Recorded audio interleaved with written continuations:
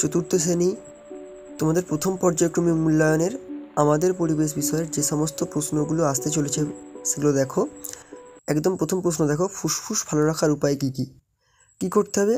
নিয়মিত শ্বাসের ব্যায়াম করতে হবে এবং মুক্ত বাতাসে ছোটাছুটি বা খেলাধুলো করলে ফুসফুস ভালো থাকে। এছাড়াও ফুসফুস ভালো রাখতে যে কোনো ধরনের ধোঁয়া ধুলো থেকে দূরে থাকতে হবে। পরের প্রশ্ন দেখো, জীবের 3টি বৈশিষ্ট্য উল্লেখ করো। একের দেখো কী দিয়েছি, জীব খাদ্য গ্রহণ করে জীবন ধারণ করে। 2 দেখো, জীব উত্তেজনায় সাড়া দেয়, নড়াচড়া করে ও স্থান পরিবর্তন করতে পারে। আর 3 দেখো, জীবের শরীরের বৃত্তীয় পরিবর্তন ঘটে। পরের প্রশ্ন দেখো, পদার্থ বলতে কী বোঝো? এটার কী উত্তর হবে? না, যার কিছুটা ভর আছে, যে কিছুটা জায়গা নেয় তাকে আমরা পদার্থ বলি। পদার্থের 3টে অবস্থা, একটা কঠিন পদার্থ, একটা তরল পদার্থ, একটা গ্যাসীয় পদার্থ। পরের প্রশ্ন দেখো, মেঘ কিভাবে তৈরি হয়? দেখো, সূর্যের তাপে সমুদ্র, নদী, পুকুর, বিভিন্ন জলাশয় থেকে জল জলীয় বাষ্পে পরিণত হয়ে উপরে ওঠে এবং ঠান্ডা হয়। ঠান্ডা হতে হতে একসময় ধুলোর কণাকে আশ্রয় করে ছোটো ছোটো জলের ফোঁটা সৃষ্টি হয়। জলের ফোঁটা দিয়েই কিন্তু পরবর্তীকালে মেঘ তৈরি হয় এবং সেই মেঘই বৃষ্টিরূপে আমাদের এখানে ফিরে আসে। পরের দেখো প্রশ্ন, পরের প্রশ্ন হচ্ছে মাছের 2টি বৈশিষ্ট্য লেখো। প্রথম বৈশিষ্ট্য দেখো কি না, মাছের সারা শরীর আঁশে ঢাকা থাকে। তাহলে একটা মাছের সারা শরীর কিসে ঢাকা থাকে? আঁশে ঢাকা থাকে, একটা বৈশিষ্ট্য। মাছ 2 নম্বর বৈশিষ্ট্য কি না, মাছ জলে সাঁতার কাটার জন্য মাছের দেহে নানা রকমের পাখনা থাকে, যেমন লেজ, পুচ্ছ পাখনা, পায়ু পাখনা। ওকে, দেখো পরের যে প্রশ্ন, খুব গুরুত্বপূর্ণ প্রশ্ন, গ্যাসেরও ভর আছে।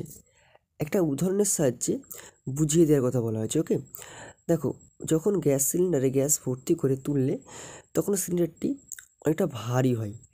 আবার সিলিন্ডার থেকে যখন পাইপে করে উনুন জ্বালিয়ে যখন গ্যাসটা শেষ করে ফেলবে, মানে আগুন জ্বালিয়ে জ্বালিয়ে যখন গ্যাসটা রান্না করে ফেলবে, তখন দেখবে যে গ্যাসের সিলিন্ডারটা ধীরে ধীরে হালকা হতে থাকবে এবং যখন সমস্ত গ্যাস পুড়ে যাবে তখন সিলিন্ডারটা অনেকটা হালকা হয়ে গেছে, মানে একটা ভর বা ওজন কমে গেছে।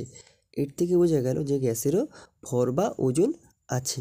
ওকে, পরের যে প্রশ্ন আছে, প্রজাপতি আর পাখির মধ্যে একটি মিল ও অমিল লেখো। দেখো, মিল হচ্ছে, দেখো প্রজাপতি ও পাখি উভয়ের ডানা আছে এবং এরা উঠতে পারে। আর অমিল হচ্ছে, দেখো প্রজাপতির একজোড়া অ্যান্টেনা থাকে কিন্তু পাখির সেটা নেই। ওকে, পরের যে গুরুত্বপূর্ণ প্রশ্নটি হলো, পৃথিবী থেকে হারিয়ে যেতে চলেছে এমন 2টি প্রাণীর নাম লেখো। দেখো, পৃথিবী থেকে হারিয়ে যেতে চলেছে এমন 2টি প্রাণী হলো, এক হচ্ছে রয়্যাল বেঙ্গল টাইগার এবং কৃষ্ণসার হরিণ। মানে হারিয়ে যেতে চলেছে, এখনও হারিয়ে যায়নি, তারা হারিয়ে যাবে ভবিষ্যতে। ওকে, পরের যে প্রশ্ন, অণুবীক্ষণ যন্ত্র কাকে বলে? কি দেখো, যে যন্ত্রের দ্বারা খালি চোখে দেখা যায় না এমন জীবকে দেখা যায় তাকে আমরা কী বলবো? অণুবীক্ষণ যন্ত্র বলবো। বুঝতে পারলে?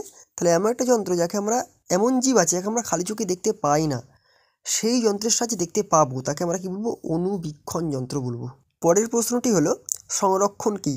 খুব গুরুত্বপূর্ণ প্রশ্ন।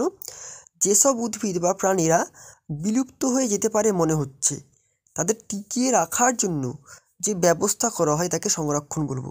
যেমন ধরো, সুন্দরবন সংরক্ষণ ব্যবস্থা করা হয়েছে, সেখানে রয়্যাল বেঙ্গল টাইগারকে রাখা হচ্ছে বা বাঘকে রাখা হচ্ছে।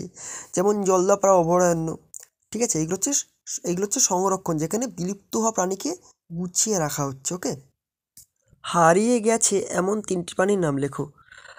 অর্থাৎ কোন কোন প্রাণীগুলো হারিয়ে গেছে?